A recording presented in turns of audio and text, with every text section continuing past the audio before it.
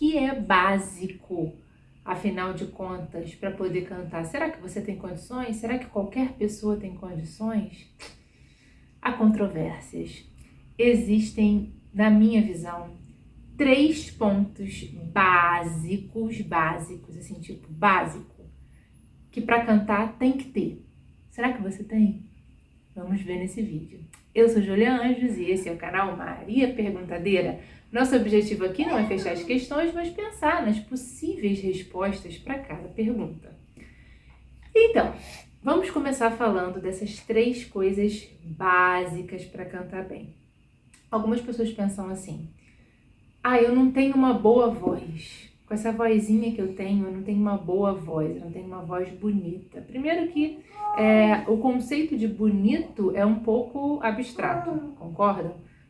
Que é bonito para um não é bonito para outra. Mas fora isso, vamos concordar aqui que exista um senso comum do que é uma voz bonita, não é? Uma voz mais aveludada, uma voz mais potente, uma voz mais grave, mais um pouco mais rouca. Não é, filha? A vozinha dela. Então existe um consenso geral do que é uma voz bonita, vamos dizer assim. Se for para cantar teatro musical, uma voz mais metálica, mais brilhante, nossa, que voz boa, né? O conceito de voz boa e bonita. Entretanto, esse não é um ponto básico para poder cantar. E eu vou explicar por quê. Só pelo fato de você ter um bom material vocal, não significa que você vai ser um bom estudante de canto. A beleza da voz, a voz bonita, é um pouco parecido como se fosse a calda de um bolo de chocolate. Quando o bolo de chocolate tem calda, ele fica mais gostoso, bem mais gostoso. Você quer aproveitar daquela calda maravilhosa, brilhante, cremosa. Mas se o bolo tiver bem feito, fofinho, macio, equilibrado, sem a calda, você também come da mesma forma, muito feliz. Se tiver a calda, é melhor. Então, assim, existem muitas pessoas que não têm uma voz muito bonita, uma voz muito especial, mas conseguem cantar bem, conseguem dominar bem o instrumento, conseguem passar a mensagem que tem que ser passada.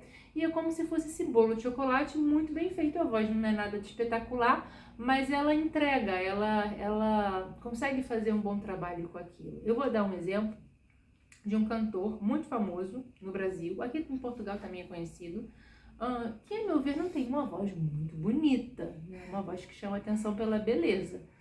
Roberto Carlos, cantor antigo. Fez muito sucesso, tem muitos seguidores, as pessoas que gostam dele, os fãs e tal, são apaixonados por ele. A voz dele não tem absolutamente nada de especial. Ele tem outras coisas que tornam ele um artista que fez muito sucesso, mas não é propriamente a beleza da voz. Percebe o que eu quero dizer? Você pode conseguir cantar, expressar, sem ter uma voz incrível. Por exemplo, só para fechar esse parênteses, eu, para quem não me conhece pessoalmente, talvez algumas pessoas não conheçam, eu tenho 1,81 m. Quando eu era adolescente, as pessoas diziam para minha mãe: você tem que levar essa menina para jogar basquete. Essa menina é maravilhosa, ela tem tudo, tem altura, muita gente gostaria de ter essa altura para jogar basquete. Eu gosto de basquete? Não, nunca gostei, sempre fui péssima com qualquer esporte com bola. E as pessoas: nossa, que desperdício, ela tinha que ir pro basquete. Não, porque eu não tinha jeito. Na educação física, eu era aquela última a ser escolhida porque eu fugia da bola, eu não queria, eu não gostava, eu não levava jeito para aquilo. Ou seja, não é só pelo fato de você ter uma boa voz que você vai cantar bem. São coisas diferentes. Eu já encontrei com pessoas na rua, sei lá, prestador de serviço. Isso é história real, tá? Não tô inventando. Tipo, fui fazer depilação uma vez num lugar aleatório, perto de onde eu trabalhava. E a mulher que veio me atender, a gente começou a conversar e tal, mas ela tinha uma voz tão bonita, mas tão bonita, porque eu reparo na voz das pessoas. Tem uma coisa que eu reparo nas pessoas, é a voz. E ela tinha uma voz tão bonita falando, que eu fiquei pensando: gente, se essa mulher cantar vai ser qualquer coisa de espetacular, porque a voz dela é muito bonita, não é, filha? É mesmo. A voz dela era muito bonita. E chegou uma hora ali da conversa, aquele papo assim, formal, e de repente eu perguntei pra ela, olha, deixa eu te fazer uma pergunta, você canta? E ela olhou assim pra mim, tipo, que pergunta aleatória é essa, né? Eu falei, você canta? E ela, não. Eu falei, nossa, você tem voz de cantora, sua voz é muito bonita. E ela ficou rindo, ninguém nunca me disse isso, ou seja, a mulher não tinha a menor ideia. A questão é, uma pessoa com uma voz muito boa, muito bonita, assim, nossa, que voz forte, voz cheia de ressonância, ela não é nem o bolo de chocolate, voltando lá para aquela analogia, ela não é nem o bolo de chocolate puro, sem a calda. Ou, eu disse que a voz bonita era a calda, né? Ela não é a calda. Uma pessoa só com uma voz bonita não chega a ser nem calda. Ela é puramente a farinha de trigo. Ela é uma matéria-prima muito boa, uma farinha de trigo de ótima qualidade, sem impurezas, de trigo orgânico, ok, mas ela é só uma farinha de trigo, ou seja, ela não te entrega uma coisa, um resultado para cantar, entende? É só uma matéria-prima. Não chega nem a ser calda, porque a calda a gente poderia comer pura. Não é nada. Então uma voz boa por si só não significa que a pessoa vai conseguir cantar bem. E alguém que tem uma voz comum pode cantar muito bem. É isso que eu quero dizer. Então, não. Uma voz boa, tem uma boa voz, não é pressuposto básico para poder aprender canto. Vamos trocar então, assim, agora assim, depois dessa grande introdução, a primeira coisa, o primeiro elemento básico para você poder cantar bem, a meu ver, é uma voz saudável.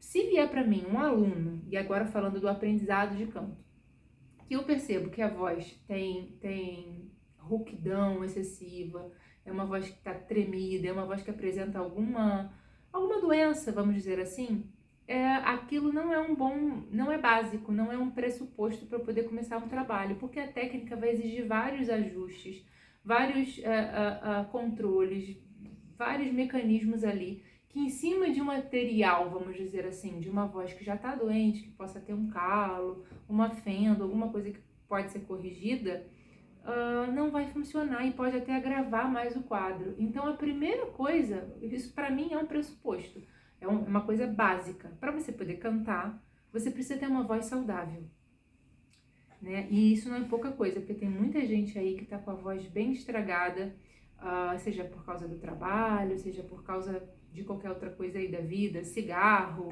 que modifica e outras coisas mais. Então, a primeira coisa para mim é trocar voz boa ou voz bonita por voz saudável, uma voz limpa, que não sai aquela coisa que parece uma areiazinha, sabe? Que fica saindo, que não tem rouquidão. Isso para mim é pressuposto. Embora, parêntese, existam pessoas que cantem com a voz doente, mas são pessoas que já estão consagradas, que entregaram outras coisas. Eu tô falando se você quer desenvolver um trabalho com canto e aprender de fato a técnica vocal. Você vai explorar o máximo do seu instrumento, você vai para grave, para agudo, você vai exigir dele. Então é como se, tipo, para ir para academia, você precisa fazer um check-up com o médico para ver se ele te libera para ir para academia. É tipo isso, para você começar a estudar canto, você tem que fazer uma análise com o fonoaudiólogo e com o otorrino para ver se está tudo ok com as suas pregas vocais, com a sua laringe, para você então começar o trabalho de canto. Esse é o número 1. A segunda coisa, que é polêmica, mas a segunda coisa importante para você poder cantar, que é básica, esse é, meu bem, isso é básico, é afinação. Afinação. Se você disser assim, eu sou muito desafinado, porque tem gente que fala assim, eu sou muito desafinado, mas não é.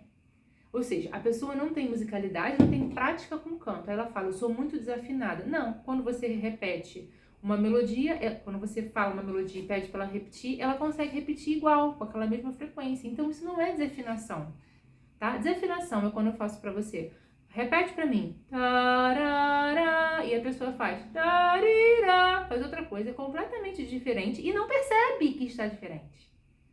Que é um grau mais acentuado ainda. Isso acontece com mais frequência do que vocês possam imaginar. Então, o fato de você ouvir um som e conseguir reproduzir naquela mesma frequência, independente se está bonito ou se está feio, você tem afinação. Ela pode ser aprimorada, ela pode não estar completamente ajustada, mas isso é básico. Então, quando chega um aluno para mim que é desafinado, Aí eu sou muito sincera e digo, olha, eu não falo assim, meu filho, você não tem jeito, porque realmente eu não acredito nisso, mas eu falo, se você quiser, nós podemos trabalhar. Entretanto, nós não vamos começar a trabalhar direto técnica vocal, porque se você não consegue nem reproduzir o som que eu te sugiro, como é que a gente vai trabalhar a técnica? Primeiro, a gente vai ter que fazer um trabalho de musicalização para educar o seu ouvido, para você perceber os sons, perceber o que é grave, perceber o que é agudo, perceber quando está igual e quando está diferente. E isso leva tempo e dedicação da pessoa.